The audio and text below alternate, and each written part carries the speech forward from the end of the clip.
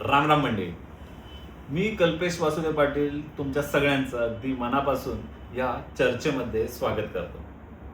हां, आज आपण चर्चा करणार आहोत खाऊन आणि हां, मी आज तुमच्यासमोर एक कस्टमर म्हणून असणार आहे आणि आज आपल्यासोबत चर्चेसाठी असणार आहेत ज्या आपल्या खाऊनटाकचा मेनू तयार करतात, न्यूट्रिशन व्हॅल्यू तपासून रेसिपी तयार करतात आणि ज्यांच्या सोबत आपण या खाऊनटाकची सुरुवात केली आहे अशा डॉक्टर सीमा जाधव मॅडम. नमस्कार. मी त्यांचं सुद्धा एकदम मनापासून स्वागत करतो. आय थिंक तुमची ही पहिलीच अशी व्हिडिओ चर्चा असेल की तुम्ही कॅमेऱ्याला फेस करताय, राईट? हां, नाही, कॅमेऱ्याला फेस मी करते, म्हणजे भरपूर रील्स वगैरे असे मी भरपूर बनवलेले आहेत. पण अशा चर्चामध्ये मी पहिल्यांदा कॅमेऱ्यासमोर आहे.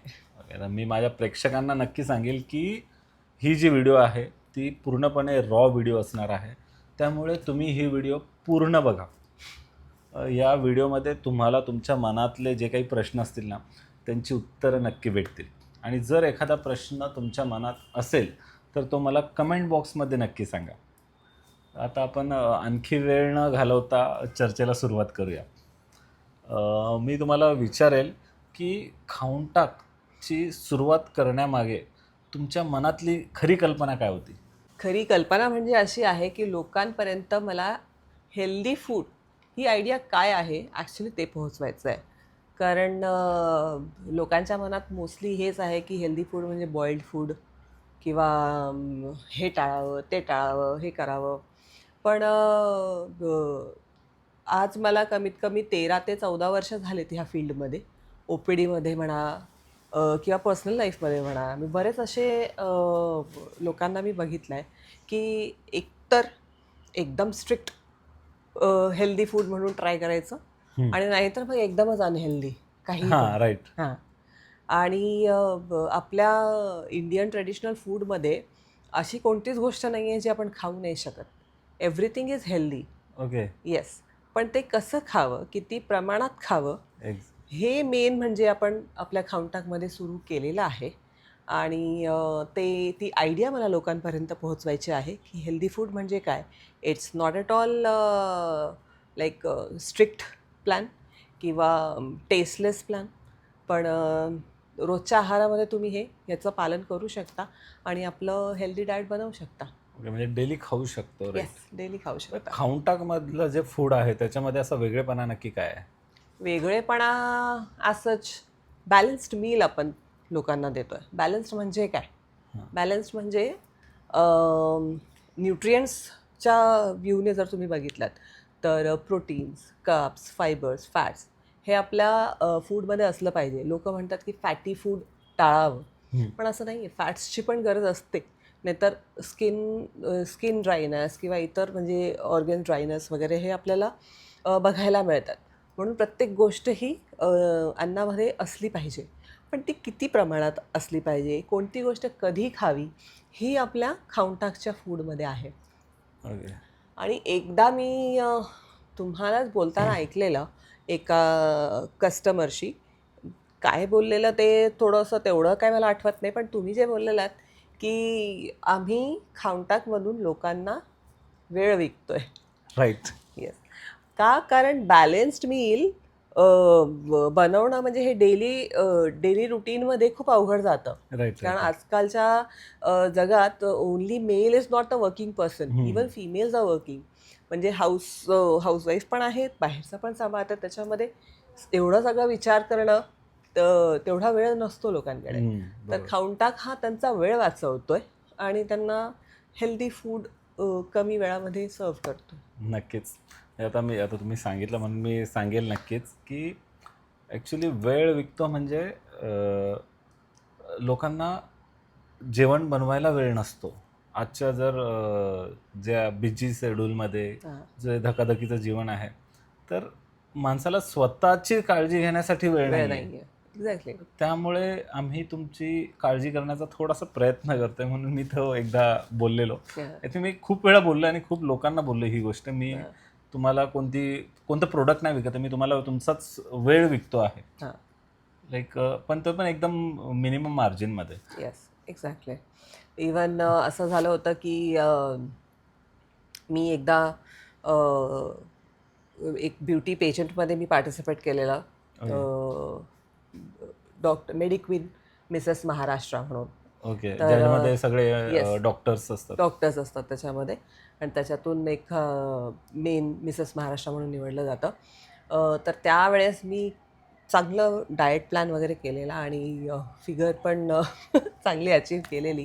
त्यावेळेपासून मला बरेच जण विचारतात, मॅडम तुम्ही काय खाता, मॅडम तुम्ही कसं डाएट प्लॅन फॉलो करता, काय करता, आम्हाला पण सांगा, असं सांगा. आता प्रत्येकाला सांगणं, एकाला सांगतो दुसऱ्याला सांगतो, प्रत्येकाला सांगणं तेवढं इझी होत नाही. राईट. पण मग मला ही पण आयडिया म्हणजे त्याच्यातून ॲड करता आली की माझी जी आयडिया आहे मी ती लोकांपर्यंत खाऊनटाक थ्रू पोहोचवू शकते. ओके. आणि सर्व्हिस देण्यामागचं कारण की लोकांना पण हेल्दी डाएट मिळतं आणि माझं पण डेलीच होऊन जातं. म्हणजे इवन आम्ही घरी सुद्धा तेच फॉलो करतो. लाईक सकाळचा ब्रेकफास्ट फिक्स. Yes, fix. आता बघा, हेल्दी फूड म्हणजे खाऊनटाक बोलल्यावर हेल्दी फूड एक इमेज झाली आहे तयार. तर हेल्दी फूड बोललं की एक मनात किंवा लोकांच्या डोक्यामध्ये एक मिथ आहे की ते टेस्टलेस असतं. हां. तर त्याबद्दल तुम्ही काय सांगाल? ॲक्च्युली कारण आम्ही पण जेव्हा लहान असताना लोक जेव्हा हेल्दी फूडबद्दल बोलायचे तर आम्हाला वाटायचं की हां, हे बॉइल्ड खात असतील उकळलेलं वगैरे आणि टेस्टी यांच्या फूडमध्ये काहीच नसेल. पण ॲक्च्युली तसं नसतं. बघायला गेलं तर लोकांना आता म्हणजे हे नवीन नवीन फूड्स ट्राय करून जिभेला ती टेस्ट एवढी म्हणजे इफेक्ट झालेली आहे. कोणती टेस्ट तर त्याच्यामध्ये असणारे हाय कार्ब्स, हाय सिम्पल कार्ब्स किंवा हाय शुगर, याच्यामुळे ती क्रेविंग जी आहे ती शुगरची आहे. That's not actually food taste. जेव्हा तुम्ही हे बॅलन्स्ड मील खायला लागतात तेव्हा तुम्हाला ती खरी टेस्ट कळते की ॲक्च्युअल फूड टेस्ट काय आहे. आणि जेव्हा आपण हळूहळू ह्या बॅलन्स्ड आणि हेल्दी फूडकडे वळतो तेव्हा ती शुगरची जी क्रेविंग आहे ती आपल्याला होत नाही. अच्छा. तुम्ही ऐकलं असेल मोस्ट ऑफ द सेलिब्रिटीज असं म्हणतात की आम्ही 15 वर्ष शुगर खाल्लेलं नाही, 20 वर्ष शुगर टेस्ट केलेली नाही. तर ते त्यांना कंट्रोल करत नसतात की मला शुगर खायचं आहे पण मी कंट्रोल करतोय. तसं नसतं. ॲक्च्युली जेव्हा आपण हेल्दी फूडकडे वळतो तेव्हा ती जी क्रेविंग असते अनहेल्दी फूडची ती ऑलरेडी म्हणजे शरीरानेच ती नकारलेली असते की त्याची इच्छाच होत नाही.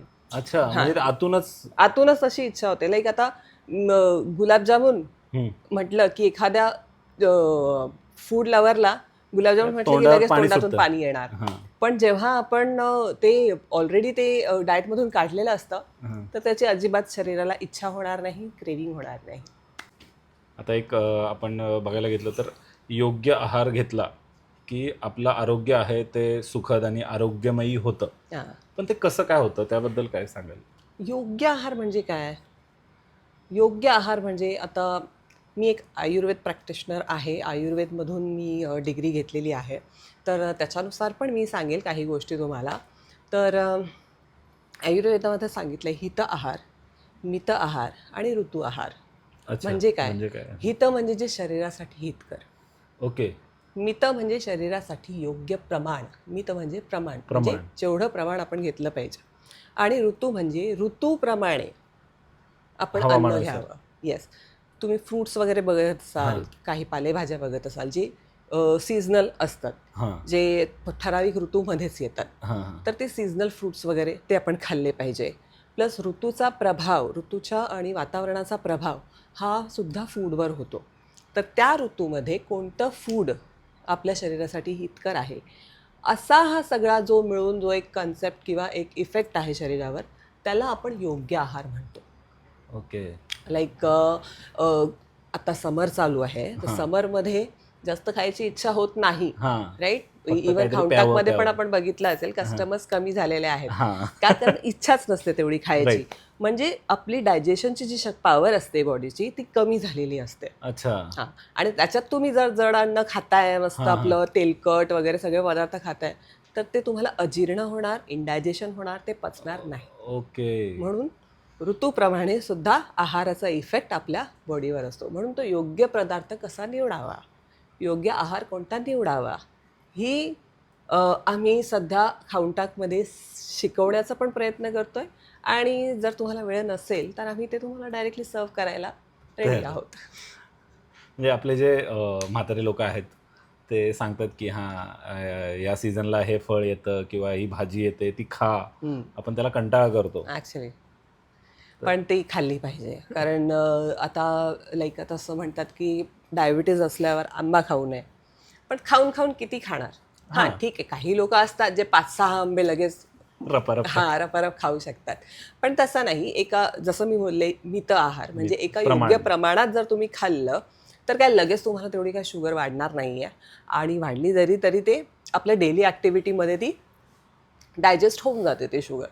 पण ज्या ठराविक एखाद्या फळामध्ये, भाजीमध्ये, कॅरेट्समध्ये कॅरेटीन असतं वगैरे, तर आपण ते, आणि ते विंटरमध्ये अवेलेबल असतं, पण आपण जर ते त्या ऋतूमध्ये खाल्लं तर ते आपल्या पूर्ण वर्षभरासाठी ते न्यूट्रिएंट आपल्या बॉडीमध्ये साचलेलं असतं, आणि जेव्हा शरीराला त्याची गरज असते तेव्हा त्याचं उपयोग शरीर करून घेतो. ओके. म्हणून आपण कोणतीही गोष्ट म्हणजे लाईक खाण्यासारखी कोणतीही गोष्ट ऋतूनुसार टाळू नये. कोणतेही पदार्थ तुम्ही खाऊ शकता. आता मला अजून एक प्रश्न आहे माझ्या मनात की जर बघायला गेलं आपण सरासरी बघितली किंवा जर रेशो बघितला तर पहिलेच्या काळापेक्षा आताच्या काळामध्ये लोकांचं आजारी पडायचं जे प्रमाण आहे ते खूप वाढलं आहे. या तर ते खाण्यामुळे की आजच्या लाईफस्टाईलमुळे, त्याच्याबद्दल काय बोला? हेल्दी म्हटलं ना की तुम्हाला दोन्ही प्रकारे विचार करावा लागतो, म्हणजे आहार आणि विहार. आहार म्हणजे डाएट, विहार म्हणजे लाईफस्टाईल. हे दोन्ही जर योग्य असले तर तुम्ही हेल्दी असणार. आहारमध्ये डाएट जसं आपण आता सांगितलं, प्रोटीन्स, कार्ब्स, फॅट्स, फायबर्स याचा जो प्रमाण आहे तो आपल्याला घेतलंच पाहिजे, योग्य प्रमाणात ते घेतलंच पाहिजे डेली, तर तो डाएटचा कन्सेप्ट झाला. बट लाईफस्टाईलमध्ये रात्री जागरण करणं, हल्लीची मुलं पण आपले मोबाईलमध्ये, आयपॅडमध्ये खेळत आहेत, रात्री 1:30, 2-2 वाजेपर्यंत जागरण करतायत, आणि मग त्यांना भूक पण लागते. बरोबर आहे. हां, ते तेव्हा खाणार, पण मग आता रात्री काय खाणार? ऑलरेडी जेवण झालेलं असतं, मग रात्री काय खाणार आहे? मग आपले भरपूर ॲप्स आहेत, हे मागवा, ते मागवा, फ्राईज मागवा, बर्गर मागवा, झालं. मग त्याच्यामुळे ते ऑलरेडी काय आहे आता, सिम्पल कार्ब्स जे इझिली डायजेस्ट होतात, शुगर शूट करतात, आणि मग आपण आणि प्लस ते आपण रात्री खातोय, रात्री खाऊन मग झोपी जातो, मग रात्रीचं काय डायजेशन होत नाही, शून्य असतो. इवन ह्याच्याबद्दल म्हणायचं झालं तर रात्रीचं जे आपलं डायजेस्टिव्ह पॉवर असते ती ऑलरेडी बॉडीची कमी झालेली असते, कमी असते. त्यावेळेत अन्न पचवायची क्षमता, जड अन्न पचवायची क्षमता बॉडीमध्ये नसते. म्हणून परत सेलिब्रिटीचा एक्झाम्पल देईल मी तुम्हाला, की लोक म्हणतात की 6 वाजताच्या आत, संध्याकाळी 7 वाजताच्या आत जेवण हे झालं पाहिजे. का? कारण त्याच्यानंतर डायजेशन पॉवर ही कमी झालेली असते. पण लोक त्याचा विचार करत नाही, आणि मग आपलं लाईफस्टाईल, लाईक आता नाईट शिफ्ट्स वगैरे पण लोकांना करावी लागते. त्याच्याबद्दल तर आपण लाईक आपण त्यांना सांगू शकतो की खायचं असेल तर जे लघु अन्न, लघु म्हणजे पचण्यास जो अगदी हलकं असेल तसं अन्न तुम्ही घेऊ शकता, because they don't have option, they have to work, आणि त्यांना भूक लागणार. पण जे डेलीची सवय आहे, ज्यांना डेली डेमध्ये काम करायचं आहे आणि रात्री ते आपले शरीराला जी आराम करण्याची गरज असते ते सोडून जर ते खाण्यावर जर ते लक्ष घालत असतील तर तो लाईफस्टाईलचा पूर्ण आपला पूर्ण खराब होऊन जाते लाईफस्टाईल. तर हे असतं बिघडलेलं डाएट आणि बिघडलेलं लाईफस्टाईल, आणि ह्याच्यामुळे आपल्याला भरपूर हायपरटेन्शन, डायबेटीज, थायरॉइड हे सगळे पेशंट्स बघायला मिळतात. आता तुम्ही डाएटबद्दल बोलताय तर म्हणजे खूप सारे कस्टमर आहेत ते सुद्धा मला विचारतात की डाएट प्लॅन म्हणजे नक्की काय, म्हणजे किती खाल्लं पाहिजे, काय खाल्लं पाहिजे, काही नाही खाल्लं पाहिजे. जर साध्या शब्दांमध्ये सांगायचं झालं तर एक बॅलन्स मील म्हणजे नक्की काय असतो, काय सांगाल? बॅलन्स्ड मील म्हणजे जसं मी आता सांगितलं, लाईक एक योग्य त्याचं प्रमाण असलं पाहिजे. कोणत्याही अन्नाचं, कोणतंही जे काही आपण पदार्थ खातोय त्याचं योग्य प्रमाण असलं पाहिजे. इवन सुद्धा आपण केळी जरी घेतले तर केळं 1 खा, एलची केळं 1 खा, काही प्रॉब्लेम नाही. पण तुम्ही 3-4 वगैरे केळी खाल्ले तर त्याचं फ्रूटमध्ये डायरेक्टली शुगर शूटअप होतं. ओके. तर त्याचं इफेक्ट मग ते पचायला पण वेळ लागतं ना, तेवढा वेळ लागणार की तुम्ही एवढ्या प्रमाणात खाल्लं, जी गोष्टी एवढ्या प्रमाणात खाल्ली, जर ती एवढ्या प्रमाणात खाते तर मग ते पचायला तेवढं वेळ लागणार आहे, आणि म्हणून ते हेल्दी गोष्ट पण तुम्हाला अनहेल्दी होऊन जाते. So that is your diet plan, and of course म्हणजे जेवणाची खाण्याची सुद्धा एक वेळ असते. सकाळी उठल्यावर आपण एकदम थोडेसे स्वस्थ असतो असं म्हणजे एवढी काय लगेच उठल्यावर एनर्जी नसते. त्यावेळेस थोडंसं आपण वॉर्म वॉटर घेऊ शकतो बॉडीला एनर्जी शूट करण्यासाठी. थोडे तुम्ही ड्रायफ्रूट्स घेऊ शकता, एक फळ घेऊ शकता, अर्धं घेतलं तरी होऊ शकतं. त्याच्याने कसं आहे की अजून आपलं डायजेशनची पॉवर कन्झम्पशनची डायजेशनची पॉवर जी आहे ती वाढते. त्याच्यानंतर ब्रेकफास्ट एक पूर्ण मील ज्याच्यामध्ये प्रोटीन, कार्ब्स, फायबर्स. मी प्रोटीन का बोलते वारंवार, कारण डाएटमध्ये तुमच्या प्रोटीन असलंच पाहिजे. ओके. तुम्ही सकाळचं ब्रेकफास्ट करताय, दुपारचं लंच करताय, रात्रीचं डिनर करताय, यू नीड प्रोटीन. आणि तुमच्या वेटनुसार हे त्याचं प्रमाण ठरलेलं असतं की तुम्हाला किती प्रोटीनची गरज आहे डेली. आणि मग ते काय एकत्र नसतं खायचं. ब्रेकफास्ट, लंच, डिनर असं आपण डिवाईड करून ते प्रोटीनची क्षमता पूर्ण आपण जी कॅपॅसिटी आहे ती पूर्ण करू शकतो. तर ह्याचा सगळा विचार करून जेव्हा ते मील बनलं जातं त्याला आपण बॅलन्स्ड मील म्हणतो. बघा आता माझा ह्याच्यावरच एक प्रश्न आहे की काही असे पण कस्टमर आहेत की जे विचारतात की ब्रेकफास्ट केल्यानंतर ते दुपारच्या लंचपर्यंत एक भूक लागते, नंतर दुपारच्या लंचनंतर संध्याकाळी नाश्त्यापर्यंत एक भूक लागते किंवा एक क्रेविंग असते जी खायची इच्छा असते. तर त्याच्यावर काय तोडगा करायचा? तोडगा असंच नाही आहे. ठीक आहे, भूक लागू शकते, नाही असं नाही आहे. पण त्या भुकेमध्ये तुम्ही चहा, बिस्किट, फरसाण, चिवडा, केक हे नका खाऊ. ओके. हां, आपल्याकडे हेल्दी ऑप्शन्स बरेच खूप काही अवेलेबल आहेत. लाईक रोस्टेड मखाना तुम्ही घेऊ शकता, रोस्टेड चना घेऊ शकता किंवा एखादं फ्रूट खाऊ शकता. तर असे भरपूर गोष्टी अवेलेबल आहेत. तो move towards that. Don't control your hunger. म्हणजे तुम्ही काही लोकांचं असं म्हणणं आहे की उपाशी राहिलो तर लगेच वेट डाऊन होईल. हां.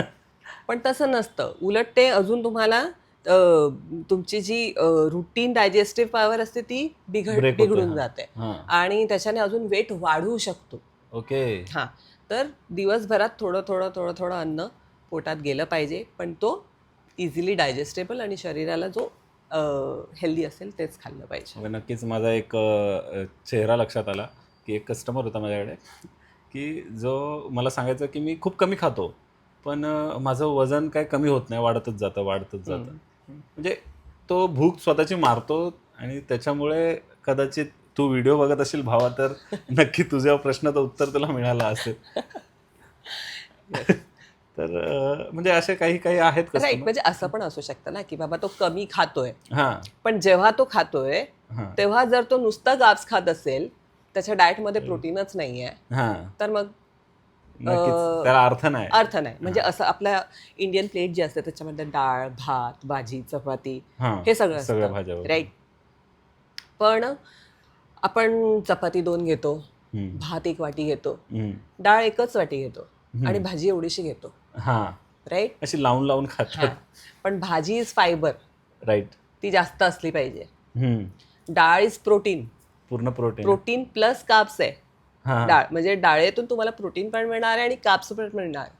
आणि परत तुम्ही चपाती आणि राईस. भात जे घेताय त्याच्यात ऑलरेडी कार्ब्स वाढलेला आहे. म्हणजे इथे कार्ब्स डेन्स फूड आहे तुमचं. म्हणजे प्रोटीन थोडंसं आहे, येस, फायबर थोडंसं आहे येस, आणि कार्ब्स खूप सारे. खूप सारं आहे. आणि म्हणून पोट त्याचं भरतं. हां. एकदाच खातो मी, वन टाइम म्हणजे एकदा किंवा लंच करतो किंवा डिनर करतो, एकदाच खातो. हां. पण एकदाच खातो आणि तो कार्ब्स खातो, त्याच्यामुळे त्याचं वजन वाढतंय. आता याच्यावरूनच मी बोलेल की आपली एक इंडियन मेंटॅलिटी बोला किंवा एक आपलं एक सराउंडिंग आहे की आपल्या घरामध्ये पाहुणे येतात तेव्हा नॉर्मली रात्रीचं जे जेवण आहे ते रात्री 10, 11, 12 वाजतात जेवायला. किंवा आपण कुठे बाहेर गेलो फिरायला वगैरे तर ह्याच टायमाला जेवण होतं. तर ते रात्रीचं जेवण किती प्रमाणात योग्य आहे त्याच्याबद्दल काय बोलाल? हां, लाईक आय ऑलरेडी सेड की रात्रीचं जेवण हे 6-7 पर्यंत व्हायला पाहिजे. ठीक आहे, पाहुणे आले, 1-2 दिवस तुम्ही तुमच्या ह्याच्यामध्ये रुटीनमध्ये ते चेंज झालं. तुम्ही मस्त आपलं रात्री हॉटेलात जाऊन चिकन तंदुरी खाल्ली.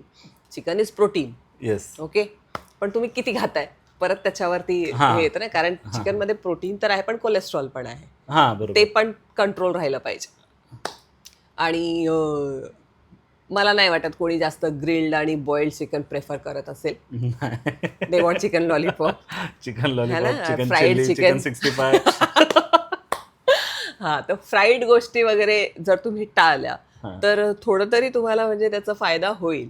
पण जर तुम्ही मस्त तेलकट वगैरे सगळं मिक्स करून खाताय रात्रीचं, तर ते रात्रभर तसंच अन्न पडून राहतं. त्याचा आता ते आयुर्वेदाच्या भाषेत त्याला म्हणतात की त्याचा आम तयार होतो. म्हणजे ते एक खराब झालेलं अन्न. ओके. हं. तसं तो पोटात पडून राहतो आणि मग त्याचं काय डायजेशन होत नाही आणि सकाळी मग आहे आपल्याला ॲसिडिटी झाली आहे, हां. ब्लोटिंग झाली आहे, हे सगळे प्रॉब्लेम्स होतात. अच्छा. आणि ॲसिडिटी आणि ब्लोटिंग हे तर फर्स्ट स्टेप आहे. ह्याचं पुढे जाऊन मग तुम्हाला मोठे मोठे मोठे मोठे आजार फेस करावे लागतात. अच्छा, आता एवढे प्रश्न तुम्ही विचारलेत, मी एक प्रश्न विचारते. एवढे दिवस एवढे महिने झालेत खाऊनटाक सुरू करून, तर आपल्या कस्टमर्सकडून काय तुम्हाला असं फीडबॅक वगैरे मिळालं आहे का की हे बदल झालाय किंवा असा इफेक्ट झालाय किंवा असा साईड इफेक्ट पण झालाय? साईड इफेक्टबद्दल जर सांगायचं झालं तर असा कोणाचा असा रिव्ह्यू नाही आला मला साईड इफेक्ट झालेत. हां, ॲसिडिटी होते लोकांना. अच्छा. त्याबद्दल सांगितलं लोकांनी की आम्ही खाल्लं की आम्हाला ॲसिडिटी होते, ढेकर येतात. हां. पण ह्याचाच एक पॉझिटिव्ह रिव्ह्यू आला आहे मला, हं. म्हणजे एक नाही खूप लोकांचा, की सुरुवातीला आम्ही खायचो ना, तर त्याच्याने ॲसिडिटी व्हायची. हं. तर सुरुवातीला आपला जो बाउलचा जो काही आहे प्रमाण जे आहे, तो अर्धा खाऊन लोकांचं पोट भरायचं. पूर्ण ते खाऊ शकत नव्हते. हं. पण हळू ते आता एक बाउल इझिली खातायत अच्छा. आणि त्यांचं ॲसिडिटीचं प्रमाण डायरेक्टली गायब झालंय. ओके. म्हणजे त्यांनी स्वतःहून सांगितलं, की पहिले एक खाता आम्हाला नाकीनऊ व्हायचं. ओके. आता आम्ही एक इझिली खातोय. अच्छा. काही कस्टमर आहेत म्हणजे माझ्या डोळ्यासमोर चेहरे पण आहेत, की जे एक बाउल झाल्यानंतर दुसरा बाउल पण मागतात. हं. पण मी स्वतःहून सांगतो, की नाही बाबा, की एका टायमाला एवढं खाल्लं पाहिजे. हं. तर तर ते त्या दृष्टीने ऐकतात सुद्धा, की अच्छा. हां बाबा, एवढंच खाल्लं गेलं पाहिजे. म्हणजे एवढं बॉन्डिंग झालंय तुमच्या हां, कस्टमर्ससोबत. काही कस्टमर आहेत जे एकदम म्हणजे मला भावासारखंच बोलतात. अच्छा. तर म्हणजे ते एक वेगळा बॉन्ड तयार झाला आहे. म्हणजे कस्टमर्स सोबत जसा बॉन्ड पाहिजे हं. तसा तो बॉन्ड नाही आहे डायरेक्टली. ते एक मित्राप्रमाणे मला ट्रीट करतात. हां. तर खूप भारी वाटतं ते. त्यानंतर जर सांगायचं झालं तर टेस्टनुसार जर बोललो आपण, हं, हं. जे रेग्युलर कस्टमर आहेत ते फिक्स कस्टमर आहेत. त्यांना होम डिलिव्हरी आपले सबस्क्रिप्शनवाले आहेत. हं. तर ते तर म्हणजे असे बोलतात की जर एखाद्या दिवशी तुमचा ब्रेकफास्ट नाही खाल्ला तर थोडासा इनकम्प्लीट फील होतं. हां. ओके. म्हणजे त्यांचा जो डाएटचा जो रुटीन आहे तो त्यांचा फिक्स झालेला आहे. हां. हा पॉझिटिव्ह फीडबॅक आहे नक्की हां. याला. आणि जे कधीतरी येतात कॅफेला असंच व्हिजिट करायला, काहीतरी नवीन टेस्ट करायला. सो मी ॲज अ रेशोनुसार जर सांगायचं झालं तर 100तून 95 लोकं जर अशीच आहेत, की जे आपले रिपीट कस्टमर आहेत, जे पुन्हा येणार. ओके. 4 ते 5 लोकं जे आहेत, जे ज्यांना नाही आवडत किंवा मी डायरेक्टली जेन्युइनली सांगतो, जे आहे ते आहे. तर काही लोकांची पर्सनल टेस्ट पण असते, की हां, बाबा मला नाही आवडलं तर नाही आवडलं. आपण त्याच्यामध्ये काही बदल करू शकत नाही. राईट. पण 95 लोकं असे आहेत, की जे रिपीट येतात. त्यांना टेस्ट आवडते. मला तर खूप लोकं असे पण आहेत, जे मला बोलतात, की "बाबा आम्हाला पण शिकव, की आम्ही घरी बनवू शकतो." म्हणजे ओके. त्यांचा म्हणजे एक पण हे आपण नाही करू शकत. नक्कीच. हां. म्हणजे एवढ्या पद्धतीने लोकांनी ही गोष्ट घेतली आहे ना, की जे हेल्थ कॉन्शियस आहेत, तर क्रेझी आहेत आपल्यासाठी. हं. आणि ज्या प्राईजमध्ये देतोय, हं. म्हणजे असं नाही मी बोलत, की नक्की मी आपल्या प्रेक्षकांना सुद्धा सांगेल, की आमचं एकट्याचंच असं काही आहे, हं. असं नाही आहे. राईट. आहेत. खूप सारे आहेत असतील. मार्केटमध्ये. हां. पण लोकांनी स्वतःहून हा फीडबॅक पण दिलाय, की तुम्ही एवढ्या रेंजमध्ये कसं काय देता? तुम्हाला कसं काय परवडतं? हं. तर हा फीडबॅक सुद्धा मला दिलाय, अच्छा. की तुम्हाला एवढ्या कमी रेंजमध्ये परवडतंय कसं काय? हं. म्हणजे हे सगळे असे फीडबॅक भेटले तुम्हाला.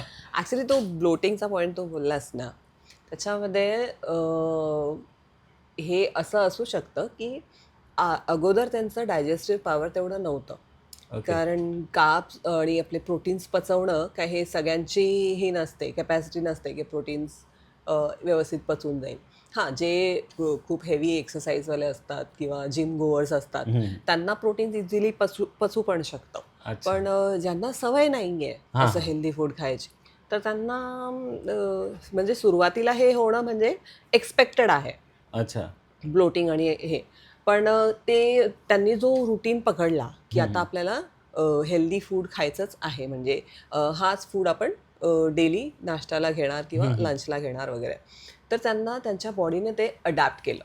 ओके. हळूहळू त्यांची पचनशक्ती वाढली अच्छा. आणि मग त्यांना हळूहळू ते म्हणजे ते पूर्ण जेवढी आपण डिश देतोय ते पूर्ण डिश ते कन्झ्युम पण करायला लागले आणि त्यांना पचायला पण लागलं. So it's a good sign की पहिले त्यांचं डायजेस्टिव्ह पॉवर हे कमी होतं आणि आता चांगलं झालेलं आहे.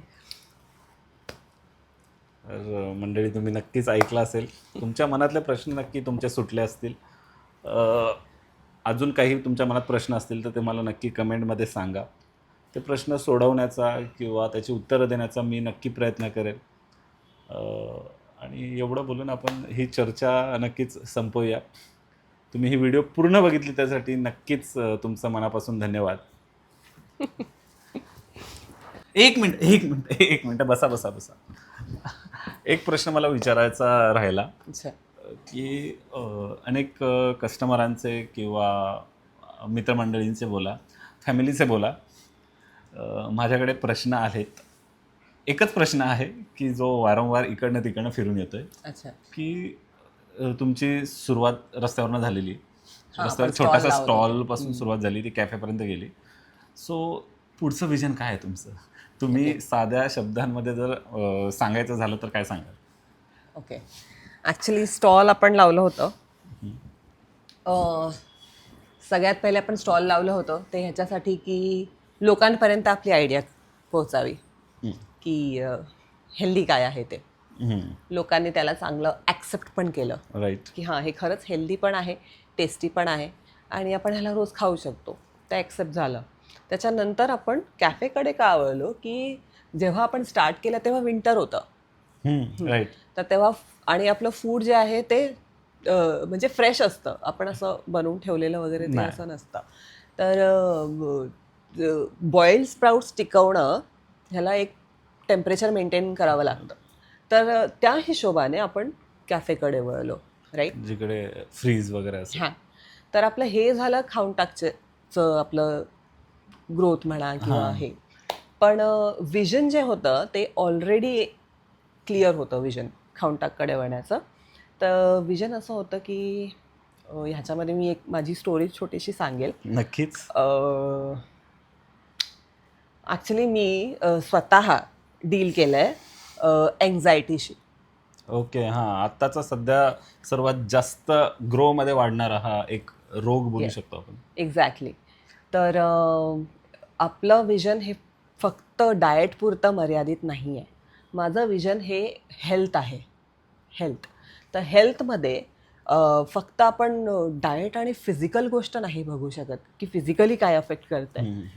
फिजिकल अँड मेंटल हे 2 गोष्टी आहेत. आता मेंटल म्हणजे येडा, क्रेझी हे लोकांनी अजिबात समजू नये किंवा ह्याला असं डायरेक्ट आपलं मेंटल हॉस्पिटल म्हणून त्याला बघू नये. त्या दृष्टीने बघू नये. मेंटल म्हणजे आपण डेली कामावर जातो.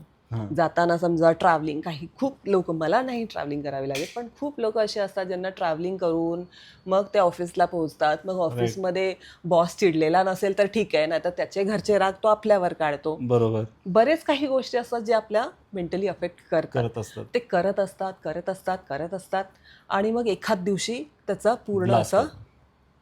ब्लास्ट होतो आणि तो आपल्या बॉडीवर खूप अफेक्ट करतो आणि त्याच्याने सुद्धा तुम्हाला hypertension, diabetes, okay. Thyroid dysfunction, म्हणजे भरपूर आजार आहेत जे आपल्या नुसतं मेंटल स्टेटसवर डिपेंड असतात, मेंटल स्ट्रेसवर डिपेंड असतात. स्ट्रेस हा फक्त बॉसचा नसतो, इथे मी ते पण क्लिअर करेल. बरेच काही गोष्टी असतात, फॅमिली असते, लोकांना मुलामुलींचं टेन्शन असतं, काहींना हजबंड वाईफचं टेन्शन असतं, सासू सुनेंचं टेन्शन असतं. भरपूर स्ट्रेसेस आहेत, जी लिस्ट आउट केली ना तर मग आपण एक बुक लिहूया त्याच्यानंतर. हां. तर मी सुद्धा ह्या एन्झायटी थ्रून गेलेली आहे. तब्बल 5 वर्ष मी एन्झायटीला डील केलं आहे. ओके. आणि मला डॉक्टर असून सुद्धा या गोष्टीची कल्पना नव्हती की मी एन्झायटीमुळे एवढी माझी तब्येत डाऊन झाली आहे. मी हॉस्पिटल्स फिरायचे, म्हणजे भरपूर रात्री अपरात्री मला त्रास व्हायचा, हार्टबीट्स वाढायचे, असं वाटायचं आता अटॅक येईल की काय मला. आणि म्हणजे श्वास घ्यायला त्रास, टॅकीकार्डिया, भरपूर काही फेस केलं म्हणून. आणि मग त्याच वेळेस हॉस्पिटलायझेशन, म्हणजे अख्खी रात्र त्या हॉस्पिटलमध्ये जायची आणि दिवसा मग मला ऑफिसला जावं लागायचं, कारण दिवसा मी एकदम ओके असायची. अच्छा, हां, जो काय थोडंसं रात्रीच- ट्रीटमेंट घेतलं, थोडं हे घेतलं, तर एकदम ओके असायची. मग असे कमीत कमी मी 7 ते 8 हॉस्पिटल्स फिरले. प्रत्येकाने, म्हणजे मोस्ट ऑफ द त्याच्यातून 3-4 लोकांनी मला सांगितलं की हे एन्झायटी असेल. पण तेव्हा पण मी ॲक्सेप्ट करायला रेडी नव्हते, कारण सिम्पटम्स एवढे भारी होते ना, की असं वाटायचंच नाही की हे हार्ट अटॅकचे सिम्पटम्स आहेत आणि हे लोकं एन्झायटी Anxiety म्हणतात सांगतात, म्हणून. हां. कारण आपण ते फक्त अगोदर हां, हां. ऐकलं होतं. जोपर्यंत आपण स्वतः एक्सपिरियन्स करत नाही तोपर्यंत आपण नाही हां, सांगू नाहीच शकत बोलू शकत. त्याच्या ह्याच्याबद्दल, डेप्थबद्दल.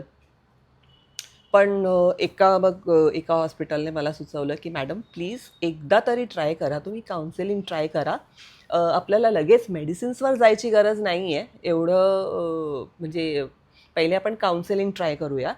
आणि जर त्याच्याने नाही फरक पडला तर एकदा, म्हणजे तुम्ही मेडिसिन्स घेतायत ना, तर त्याबरोबर तुम्ही काउन्सिलिंग पण एकदा ट्राय करा.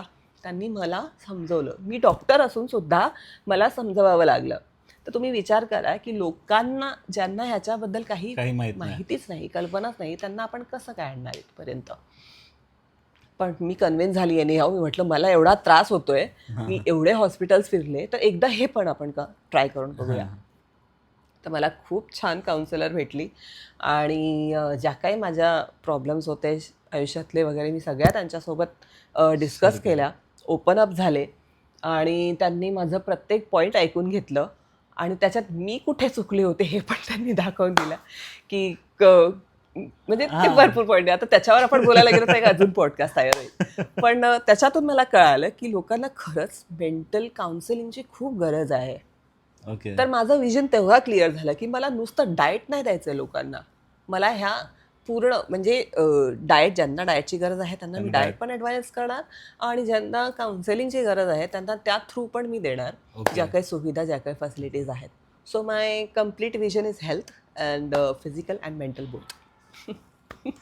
म्हणजे ऐकलं असेल तुम्ही, तर मी तुम्हाला नक्की सांगेल आता या व्हिडिओ थ्रूच की आपण लवकरच काउन्सिलिंगसुद्धा चालू करतो आहे. बघा, खूप सारे असे लोक आहेत की जे ना, आपला डेलीचा जो शेड्यूल आहे, म्हणजे जिमला कधी जायचं, जॉबला कधी जायचं, हे फिक्स असतं. पण ना एक सायकल बनलेली असते. तो ती सायकल आपण कधी चुकून ब्रेक केली किंवा कोणामुळे ब्रेक झाली, तर ना त्याचासुद्धा इफेक्ट होतो. तर कधी-कधी असं होतं की हां, म्हणजे लाईक एक प्रॉपर शेड्यूल फिक्स आहे. मध्येच कोणाचं तरी लग्न येतं आणि पूर्ण शेड्यूल वाकडं-तिकडं होऊन जातं. तो त्याचा इफेक्ट ती सायकल बनल्यामुळे होतो. तर सायकल बनणं गरजेचं आहे. पण त्याचा इफेक्ट एवढा होतो ना, की माणूस परत जिमला जातच नाही. हां.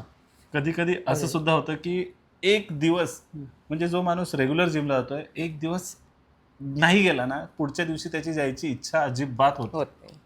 तर ते का? तर एक मेंटली आपण तेवढा म्हणजे त्या कुठेतरी गोष्टीसाठी ती effort डेडिकेटेड झालेली नसतो असते. Yes. कधीतरी. तर ती गोष्ट सुद्धा असते किंवा आपल्या मनात काही गोष्टी असतात की त्याचा आपल्या मनावर परिणाम होतो. हळू त्याचा बॉडीवर होतो. त्याच्यासाठी काउन्सिलिंग किती महत्त्वाची आहे, हे नक्कीच Yes. काउन्सिलिंग केल्यानंतरच समजेल. हां. कारण की काउन्सिलिंगचा खरा जो अर्थ आहे किंवा त्याचा फायदा जो आहे, तो एका पेशंटलाच जास्त समजतो. जर तुम्ही काउन्सिलिंग केली असेल तर तसंही सांगा कोणाकडनं. आणि जर तुम्हाला गरज असेल तर आपलं काउंटाक ओपन आहे. तिथे या आणि बोलून टाका. हे एक विजन सांगितलं मॅडमनी. धन्यवाद, तुम्ही इथपर्यंत व्हिडिओ बघितले. खरंच मनापासून धन्यवाद तुमचे.